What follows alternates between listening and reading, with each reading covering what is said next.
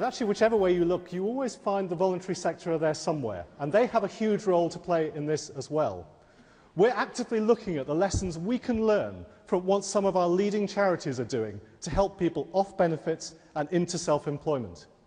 And one organisation that already has extensive experience of mentoring new businesses is the Prince's Trust. It has worked with literally thousands of young people to help them into self-employment.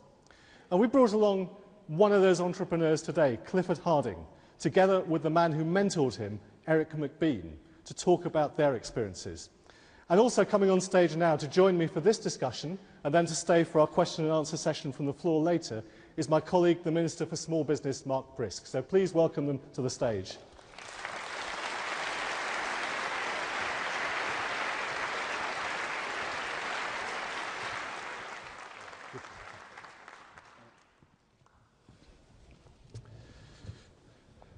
So Clifford, tell me to start off with, what was your business concept and how did it first turn from being an idea into a real plan?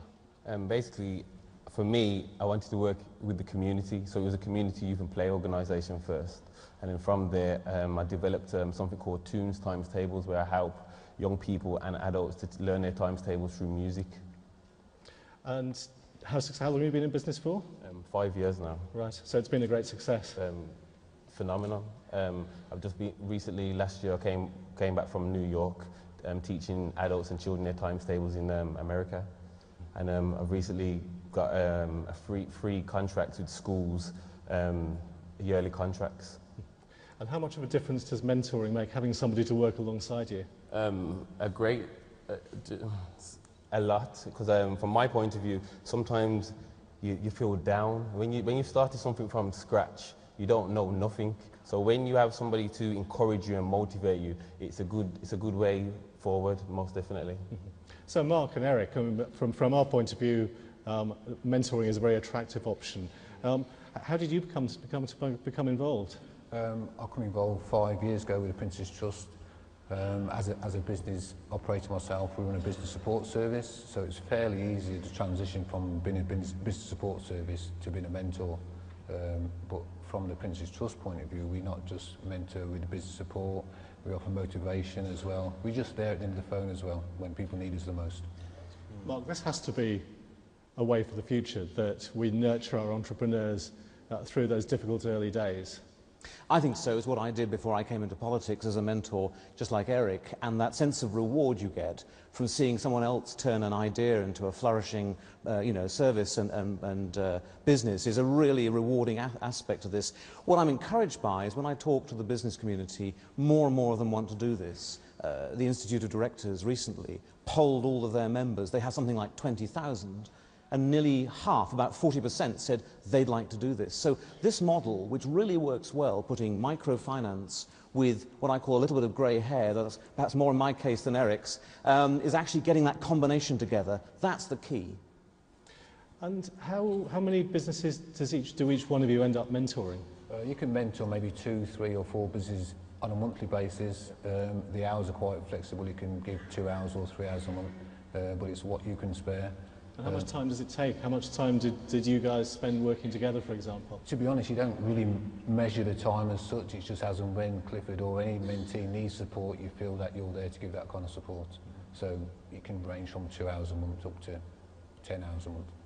So do you think there are a lot of people in your position who would like to start businesses? Most definitely. There's loads of people out there who would like to start a business, but they don't even know where to go. And from my point of view, somebody allocated me to the Prince's Trust, and I never knew about the Prince's Trust until somebody told me about it. And they was a great inspiration for me, knowing that, they can loan you some money and then actually pay them back, because there's a lot of people out there who want to create, are very creative, but they just don't know where to start. And the Prince's Trust, as I said, are there for young people, and it's